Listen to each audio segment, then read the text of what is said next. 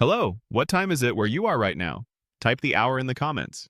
I'll never forget the way my mother's hand started to tremble, her face going just a shade paler as she slid the heavy card out of the envelope I'd given her, the envelope she hadn't even bothered to glance at until after the cake had been cut, after the yacht had been announced with a flourish that would have made P.T. Barnum jealous, after the whole damn room had finished clapping and shouting and raising their glasses for Tyler, my younger brother, as if he'd just been crowned king instead of turning 34. I was sitting there, holding my breath behind a polite smile, knowing full well that the next hour would cement everything I already knew about my place in this family. And I just kept waiting for someone, anyone, to look my way, and remember, just for a second, that I was still here.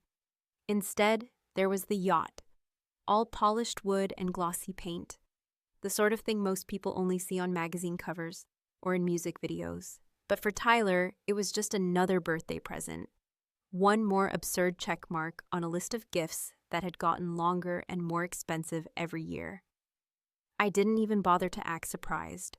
I just watched as Dad, grinning like he'd finally found the perfect punchline, pulled out a little box with a brass anchor inside, and Mom leaned across the table, beaming at my brother, her voice syrupy sweet as she told him, "We hope you'll enjoy every second, Ty. You deserve it." The funny thing is, I don't think they even noticed how quiet I got, or how tight my jaw was as I took a sip of wine that tasted almost sour. In that moment, the whole room was buzzing with excitement, friends and cousins and business partners all clapping Tyler on the back, making jokes about christening the boat, and asking what he'd name it. Maybe the Golden Boy, I thought, but I kept my mouth shut. I've learned to do that. I've had almost 4 decades of practice at keeping things to myself in this family, which is something my brother never quite mastered. It's not that I ever wanted a yacht, or really any kind of grand gesture, but there's something about watching your younger sibling get everything handed to him while you're left holding the invisible bag that starts to scrape away at you, year after year, until you're not even sure what's left underneath all that resentment. So when Mom looked over at me, finally, as if suddenly remembering I existed, and handed me a small, flat box wrapped in that thick cream paper she uses for special occasions, I knew what was coming. I've gotten used to the "your turn will come" routine, the way my parents always managed to make it sound like a promise and a threat at the same time. "We didn't forget about you, Em," Mom said, all fake warmth and brittle cheer. "But we've got something special planned for your birthday, sweetheart. Don't worry, your turn will come." Dad nodded, distracted, already pulling out his phone to show someone a photo of the new yacht's custom kitchen. And I just sat there, holding that little box in my lap, not even bothering to unwrap it yet. I glanced around at the crowd. Most of them were only half listening anyway, the kind of people who remember my name because I'm the other one, the responsible daughter who never makes a scene and never asks for much, which I guess is what makes what happened next all the sweeter. See, what they didn't know was that I had come prepared this time. I'd spent the last few weeks quietly digging through old files, phone records, and email chains, stuff I wasn't supposed to know about, things my parents had locked away behind password-protected folders on their computers or in the fireproof box in the upstairs closet, the one labeled "taxes, do not touch." I'd found more than I bargained for, to be honest. And while some people might say I was looking for trouble, I prefer to think of it as looking for answers. So when I reached into my purse and pulled out that envelope, a plain, nondescript thing with just Mom and Dad written in my neatest handwriting, I felt a little spark of adrenaline shoot through me. I passed it over the table with a smile that felt just a little too wide, just a little too sharp, and said, "I got you both something too. Just a little thank you for always being so generous." They laughed, of course. They always do. My parents have spent so many years brushing me aside with a pat on the head and a maybe next year. They didn't even stop to consider that maybe, just maybe, I'd finally had enough. I watched as Mom slid her fingernail under the flap and pulled out the thick card inside. I could see her face as she started to read, the smile slipping ever so slightly, her lips pressing into a thin line as the words sank in. Dad, busy with his phone, didn't notice at first, But then he looked up, catching the change in her expression. The room, noisy and full of laughter, suddenly felt like it was humming at a different frequency, like everyone else was just background static, and the only thing in focus was the way my mother's hand started to shake. Just a little, just enough that only I noticed. Nobody else seemed to care, or maybe they just didn't see what I saw, but I watched as Mom leaned over to whisper something to Dad, her voice barely audible, her fingers gripping the cards so tightly the edges started to bend. He glanced at me, his face pinched, suddenly less confident, less distracted. Tyler, of course, didn't notice a thing. He was too busy showing off his new set of boat keys, already talking about where he'd take his friends next weekend, already planning the next adventure his parents would pay for. It was almost funny, in a sick sort of way, how quickly the energy in the room shifted. Suddenly, Mom was up from her seat, excusing herself with some thin excuse about needing to check on dessert, Dad following close behind, leaving Tyler alone at the head of the table with his little kingdom of admirers. I could feel everyone's eyes drifting toward me, curiosity starting to creep in, but I just smiled and took another sip of wine, pretending not to notice the whispers starting up around me. Nobody asked what was in the envelope, not yet anyway. But as I watched my parents disappear down the hallway, hands clutched tight around the evidence I'd given them, I realized that for the first time in years, I was the one holding all the cards. And just like that, the party wasn't really about Tyler anymore. No one knew it yet, not even Tyler. But tonight was the start of something new. My turn had finally come, but not in the way they expected. And as I sat there, letting the moment sink in, I couldn't help but wonder how far I'd be willing to go now that I finally had their attention. If there was one thing I'd learned from growing up in the same house as Tyler, it was that chaos never happened by accident. In my family, drama had a way of leaking through the cracks, seeping under doors and into private conversations. So when my parents pulled me aside the morning after his birthday, dragging me into the stuffy formal living room they reserved for guests and bad news, I knew whatever came next wasn't going to be pretty, and I was strangely calm about it, almost entertained by the predictability of their panic. The party had ended hours ago, the leftovers already packed away, and the house scrubbed of any evidence that dozens of overprivileged people had been there pretending to like each other. But in the cold, mid-morning light, nothing could hide the raw nerves jittering just beneath my mother's polished surface. Her eyes were bloodshot, her hair flattened on one side from tossing in bed, and the way she fiddled with the edge of her sweater made her look less like the woman who'd hosted gala dinners and more like someone who'd been caught sneaking out of a stranger's hotel room. Dad was no better, pacing in the corner with the kind of agitated energy that made me think about all the times I'd watched him do damage control at work, smoothing over disasters with a few well-placed phone calls and a 1,000-watt smile. And I suppose if anyone else had been there, say one of the neighbors or a family friend, they'd have assumed it was just another family squabble, but I knew better. The silence hung between us like a loaded gun, so thick and electric it felt almost dangerous. And for once, I wasn't the one desperate to fill it. Instead, I let them squirm, my arms folded across my chest, the memory of Mom's trembling hands still fresh in my mind. I watched her try to find the right words, knowing the real reason for this little meeting had almost nothing to do with Tyler's party, or the argument they'd had upstairs after reading my envelope, or even the fact that Tyler had stormed out at midnight in a huff, because nobody had bothered to watch the dumb PowerPoint he'd made about his vision for the yacht. No, the real reason was that for the first time, they weren't in control, and it terrified them.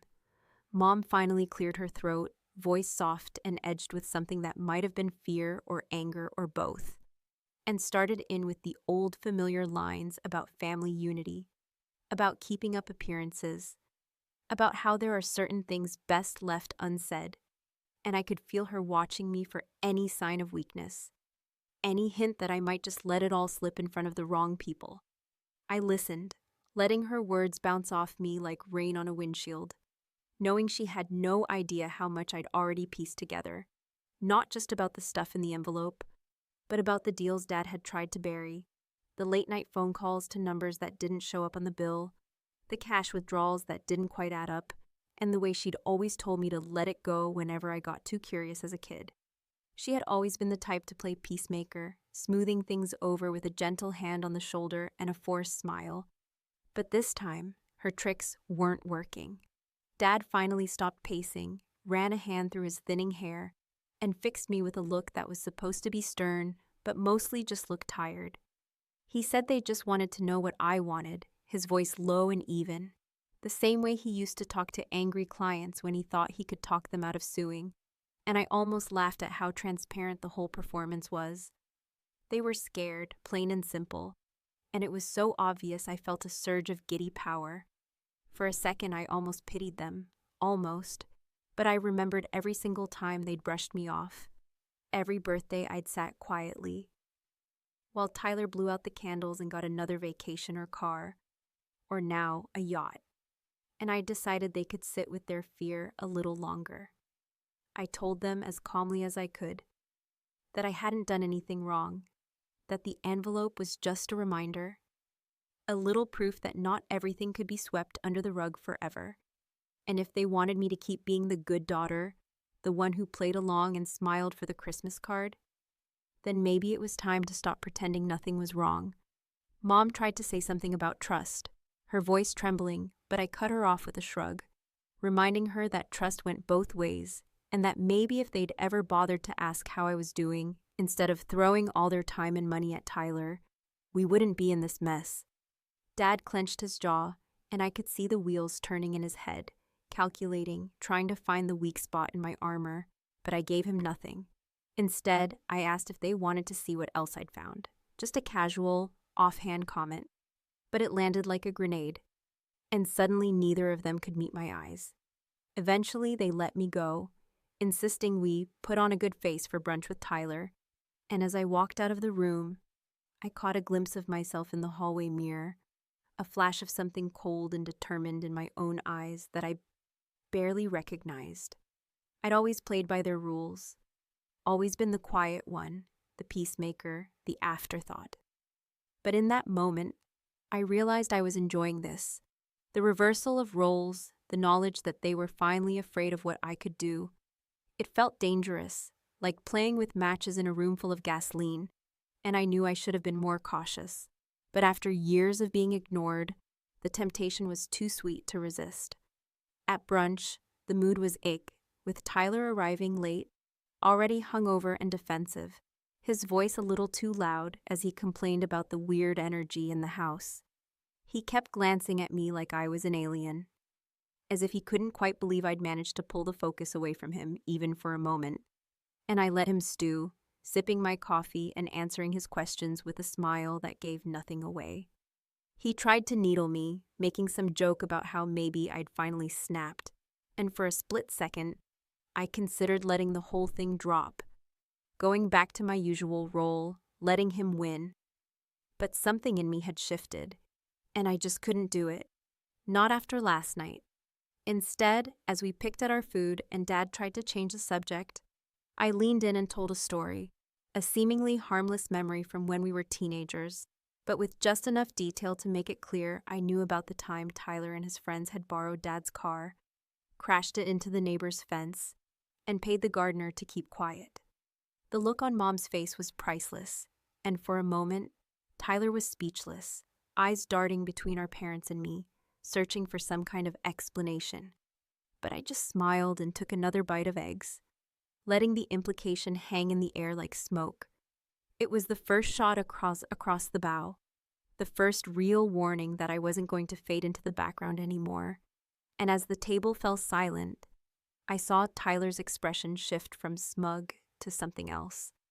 A flicker of fear, maybe, or just the realization that he wasn't as untouchable as he'd always believed. He excused himself, claiming he needed to make a call, and when he returned, he found a little note tucked under his coffee cup. My handwriting neat and steady, just 3 words. I remember everything. He paled, shoving the note in his pocket, and I could tell he was already scheming, already trying to figure out how to turn the tables back in his favor. But it was too late. The balance had shifted, and for the first time, I was the one writing the rules. As brunch ended and the family scattered, Mom pretending not to cry, Dad grumbling about his schedule, Tyler refusing to meet my eyes, I realized I'd started something I couldn't take back. And the strange thing was, I didn't want to. For once, I was curious to see just how far I could push them, how much truth they could handle before everything finally broke wide open. And as I watched Tyler storm out the front door, his shoulders hunched and his face flushed, I knew the game had only just begun. If you ever want to see a golden child lose his composure, all you really have to do is shift the spotlight just enough that he can feel the shadow creeping up behind him.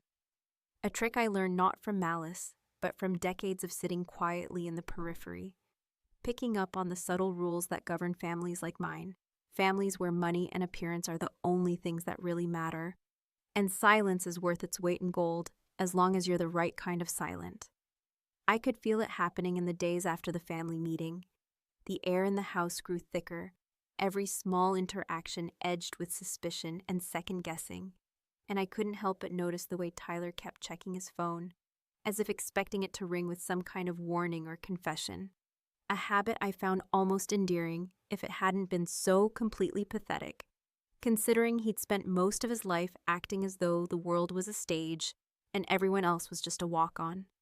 I kept my cool, going through the motions, responding to Mom's attempts at forced normalcy with the kind of measured politeness that always made her a little uneasy, knowing full well she was watching me out of the corner of her eye, waiting for me to slip up, to show my cards too early.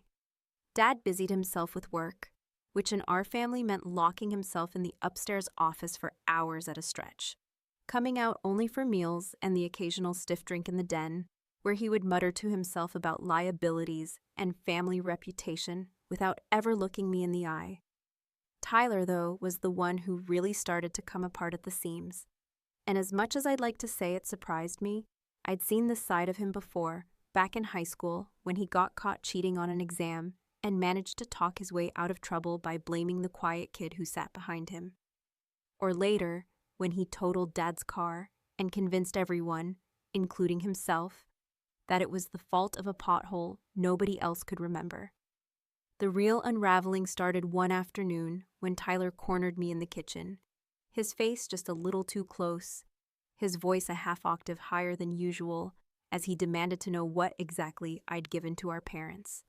He tried to laugh it off, calling me paranoid and dramatic, but I could see the panic in his eyes, the way his hands wouldn't quite stay still, tapping nervously against the counter, as if he could drum up the courage to intimidate me into confessing.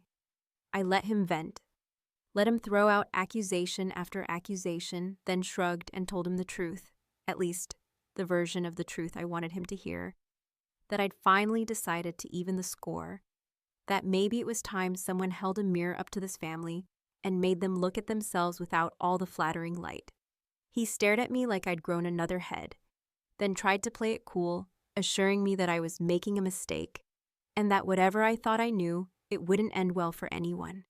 He stormed out, but not before slamming the pantry door so hard it rattled the dishes, and for a second I worried I'd pushed him too far, that maybe I should have backed down and let things simmer instead of bringing them to a boil. That feeling didn't last long, though, because by dinner that night, Tyler was back to his old tricks, turning the conversation around and telling Mom and Dad that he was worried about me, that maybe I was under a lot of stress or not sleeping well, planting the seeds for whatever narrative he was hoping to spin if things really went sideways. Mom, to her credit, played along, giving me those sympathetic looks she saves for people she thinks are about to embarrass her. But Dad seemed unconvinced. His jaw clenched, eyes narrowed, as if he was finally starting to realize that the person he'd always underestimated might actually be the only one in the room who knew how to land a punch. That was the night I decided to raise the stakes, to remind them all that I wasn't just bluffing, and it happened in a way none of them saw coming, at the kind of event we'd all been to 100 times before. A family dinner with a handful of friends and business partners, the sort of safe, predictable evening where everyone knows their part and nobody expects fireworks. I waited until dessert, when the wine was flowing and the conversation had turned to harmless gossip. Then, With a casualness I'd perfected over years of being ignored, I mentioned the yacht. Not Tyler's yacht, but the one Dad had bought years ago with money from an investment that turned out to be a shell company in the Bahamas. A detail I slipped in so smoothly that at first, nobody caught it.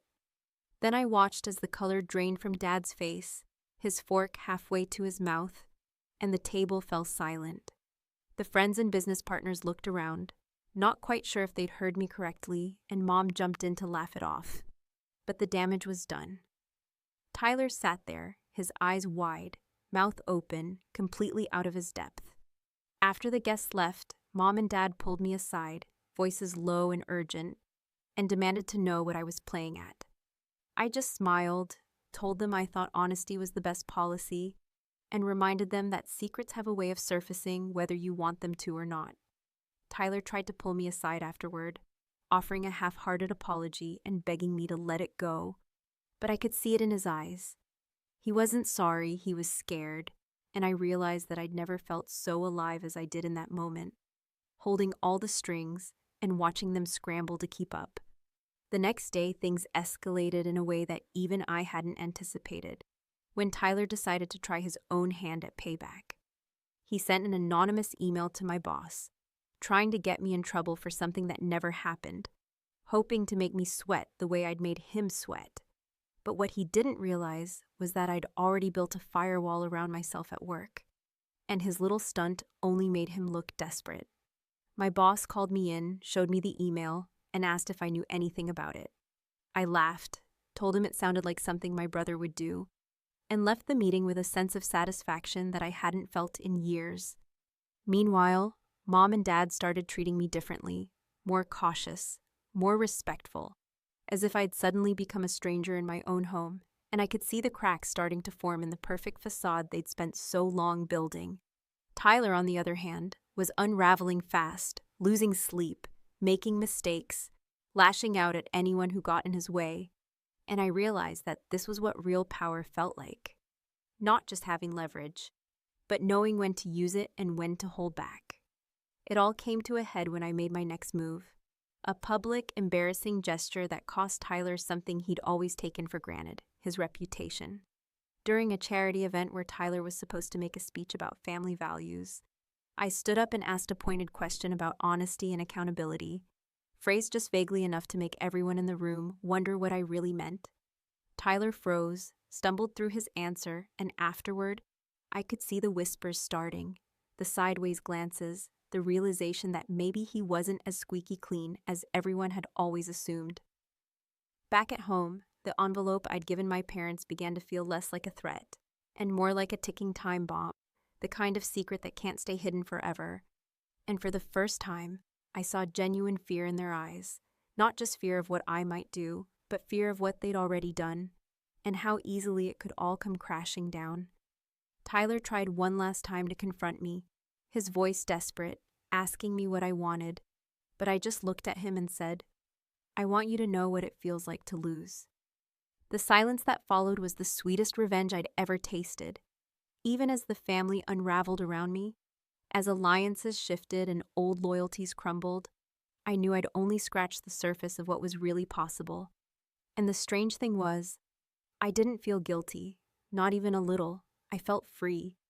And as I closed my bedroom door that night, the shadows dancing on the walls, I realized that for the first time in my life, I was the one writing the story, and I had no intention of stopping until every secret was out in the open. There comes a moment in every family's unraveling when the masks start slipping faster than anyone can keep up, when the carefully practiced lines of affection and civility blur into a cacophony of accusations, whispered phone calls, and frantic attempts at damage control. And in my house, that moment arrived the week after I called Tyler out in public, not with some explosive confrontation or a shouting match across the dinner table, but with the kind of small, relentless humiliations that pile up until even the most self-assured egos begin to crack. I could sense the tension every time I walked into a room. Mom's voice a pitch too high, Dad's questions clipped and cautious, Tyler's fake bravado beginning to decay into outright paranoia. And beneath it all, the undeniable awareness that the truth, whatever shape it took, was threatening to spill out in ways none of us could control anymore. Tyler, who had always been so certain of his place in the world, started behaving like a man under siege, which, in a sense, he was. I'd become an expert in silent warfare, sabotaging him not with grand gestures, but with perfectly timed reminders of his fallibility, and he responded by digging for dirt on me, desperate to regain some semblance of power. I found myself almost amused by his efforts, watching him fumble through old yearbooks, ask leading questions of people who hadn't seen me in decades, and even trail me in his car on a rainy Tuesday night, as if I would suddenly confess my darkest secrets to the windshield. He didn't know it, but I had already anticipated every move. He was playing checkers, and I was deep into chess, several moves ahead, carefully controlling the board while letting him believe he still had a chance. Dad's reaction was more measured, but no less desperate.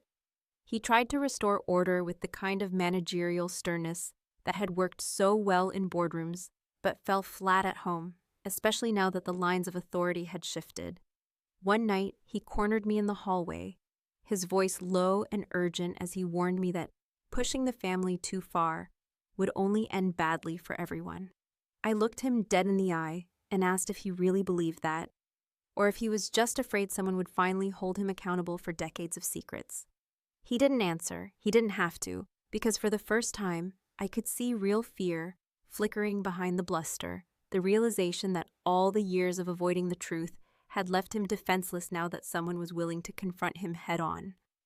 Mom, meanwhile, tried to keep the peace with her usual arsenal of emotional blackmail and carefully constructed denials, inviting me for coffee and reminiscing about happier times when we were all so close, as if reciting those memories might change the facts of our present reality.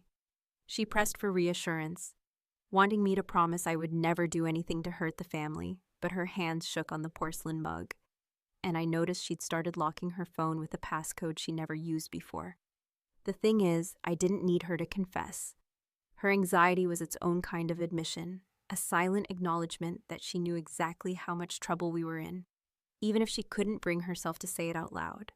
It all escalated one stormy Thursday night, when the four of us found ourselves trapped in the house together, the power flickering, rain lashing the windows, and the atmosphere thick with the kind of expectation that only comes when everyone is waiting for the other shoe to drop. We gathered in the living room, not by choice, but because the storm had knocked out the internet and television, leaving us with nothing to distract ourselves except each other.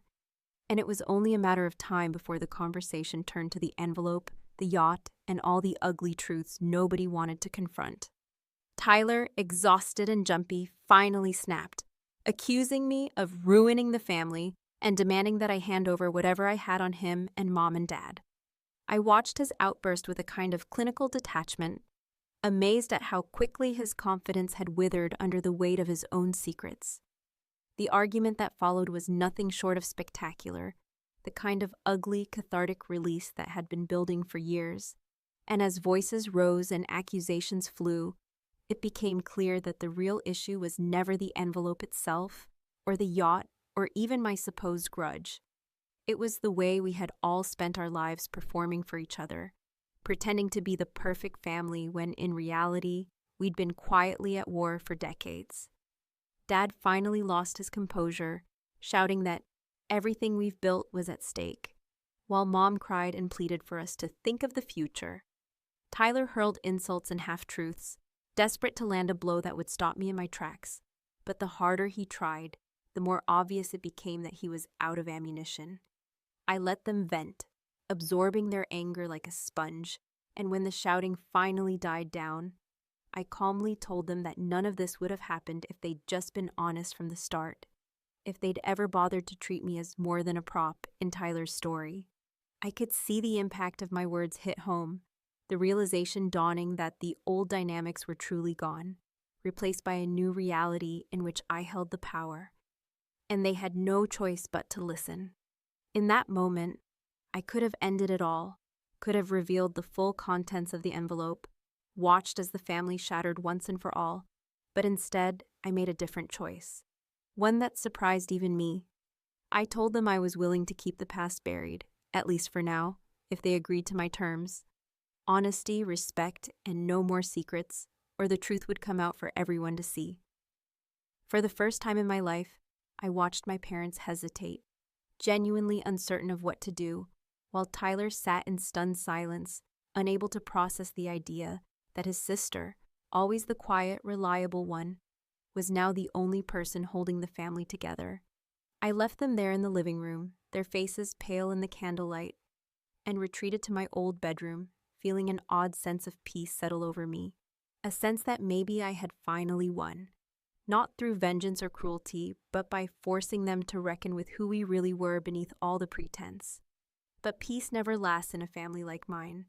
And just as I started to think I might actually find some closure, my phone buzzed with a call I didn't recognize. The voice on the other end was clipped and professional, informing me that someone, using my name, had tried to access private financial accounts connected to the family's shell companies, and suddenly, the realization hit me. The real secrets were bigger, more dangerous than anything I'd uncovered so far. Someone was trying to use me as a pawn in a game I hadn't even realized I was playing, and as the rain battered the windows and thunder rumbled in the distance, I understood that my revenge, however satisfying, had only opened the door to a far deeper and far more treacherous truth. With the storm raging both inside and outside our house, I sat on the edge of my bed, staring at my phone, heart pounding, trying to piece together what this new development meant. It was no longer just about settling scores with Tyler or teaching my parents a lesson. The envelope, the secrets, the years of resentment, they had all led to this moment, and for the first time, I felt the real weight of what I had started. The power I had craved all those years came with consequences I could never have anticipated. And as I listened to the storm, I realized I was standing at the edge of something much bigger than family drama. I didn't know yet how far the rabbit hole would go or what would be waiting for me at the bottom, but one thing was suddenly painfully clear. The past wasn't done with any of us, and whatever was coming next, none of us would escape unscathed. When the sun finally broke through the clouds the morning after that storm, illuminating the wreckage left in its wake, both inside the house and within each of us, it became painfully obvious that nothing in my family would ever return to the way it had been before. And honestly, the strangest thing was how little I missed that old version of normal. How hollow those memories of polite smiles and forced laughter now seemed in comparison to the raw, unscripted chaos we had finally unleashed. I remember sitting at the kitchen table, my coffee cooling untouched, while outside the world went on as usual. Neighbors walking their dogs, the newspaper landing with its familiar thump against the front door. But inside, the quiet was different, less a pause between disasters and more a kind of breathless anticipation, as if the whole house were waiting for someone to finally admit what had been simmering beneath the surface all along. That phone call from the night before had sent me reeling, but in its aftermath, I found a new sense of clarity, a kind of resigned determination that I was not going to be swept aside or scapegoated, not this time, not after everything I had already endured and set in motion. I spent the early morning hours retracing every step I'd taken, reviewing the evidence I had collected, the files I had stashed away in both physical and digital form. And the more I examined it all, the more I realized just how interconnected the web of secrets had become. The envelope that had started this whole spiral wasn't just leverage against my parents or a simple plea for recognition. It was a Pandora's box containing years of bank transfers, fake invoices, and coded messages that pointed to something much bigger, something that could ruin us all if it ever saw the light of day. I knew that if I was going to survive whatever came next, I had to get ahead of the story, so I called a family meeting, one final gathering where we could lay everything out in the open or finally destroy each other for good. When we assembled in the dining room that afternoon, the tension was so thick it felt like a physical barrier, and nobody, least of all Tyler, seemed eager to break the silence. Mom sat stiff and defensive, her makeup perfect, but her hands betraying her nerves as they twisted a napkin to shreds beneath the table. Dad looked older than I'd ever seen him, his eyes ringed with exhaustion, lips pressed so tightly together I wondered if he'd ever speak again. Tyler, for once, wasn't hiding behind bravado, but staring at the table, shoulders hunched, visibly diminished from the golden boy everyone expected him to be. I started slowly, refusing to let them dictate the pace or the terms, and told them exactly what I'd discovered. Not just the shell companies and the yacht, but the pattern of financial trickery stretching back years, the kind of carefully hidden fraud that could topple a reputation, a business, maybe even land someone in jail if the right people ever cared enough to look closer. The room grew colder with every detail I revealed, and for a moment I wondered if any of them would even try to deny it. But it turned out that denial had run its course. Mom's face crumpled, her composure dissolving as she finally confessed that the family's fortune wasn't just the product of Dad's hard work or Tyler's business acumen, but the result of years of carefully orchestrated deception, unreported income, offshore accounts, and hush money that kept the whole charade spinning. She wept, silent tears running down her face, while Dad sat motionless, refusing to look at any of us, the shame so thick I could barely breathe. Tyler, though, surprised me the most. Instead of his usual defensiveness or attempts to shift blame, he actually seemed defeated, admitting that he had known bits and pieces all along, but convinced himself it wasn't his problem, as long as the money kept coming, as long as he never had to feel the discomfort of being truly accountable. He apologized to me, not just for his role in the mess, but for a lifetime of taking everything for granted. And for the first time in years, I saw my brother not as an adversary, but as another casualty of our parents' desperate need to maintain appearances, to keep the truth buried at any cost. As I listened to them all, their confessions tumbling out like a long overdue avalanche, I realized that the power I had seized, the leverage, the secrets, the threat of exposure, was both more and less than I had imagined. Yes, I could destroy them, could walk out the door and turn over the evidence to the authorities or the press, or anyone else willing to listen, and in doing so, finally achieve a kind of poetic justice for all the years I'd been ignored or dismissed. But sitting there, watching my family come undone, not from a single scandal, but from decades of accumulated dishonesty, I felt something else instead, a profound weariness, the kind that comes from realizing the victory you've been chasing might never taste as sweet as you'd hoped. I told them quietly but firmly that I wasn't interested in their money or in revenge for its own sake. What I wanted was simple. A new kind of honesty, one where we stopped pretending to be the people we thought we should be and started owning the mess we had actually made. If they could do that, I said, I would keep the envelope closed, would help them fix what could be fixed, and let the rest go. If not, I warned, I was prepared to burn everything down, even if it meant taking myself with them. It was a gamble, but in that moment, it felt like the only card left to play. The silence that followed was long and heavy, broken only by Mom's quiet sobs and Dad's raspy attempts at explanation, but eventually they agreed. Maybe out of fear, maybe out of shame, maybe because, for the first time, they understood how badly they had misjudged both the world and their own daughter. Tyler offered to help, to take responsibility for his share of the mess, and while I knew it would take years to rebuild any kind of real trust, I finally felt that elusive sense of control I had been chasing for so long. Somewhere in the house, I could hear my family moving quietly, trying to pretend at normalcy again, and I wondered how long it would last, or whether any of us were truly capable of changing after so many years of performance. I tucked the envelope away, not out of forgiveness, but out of the awareness that, sometimes, the real power lies in what you choose not to reveal, in the spaces between the lies, in the silence that follows a storm. The story doesn't end here, not really, because the questions I started with are still waiting for answers, and as I lay in the dark, listening to the quiet, I found myself both hopeful and afraid of what I might do the next time my turn comes.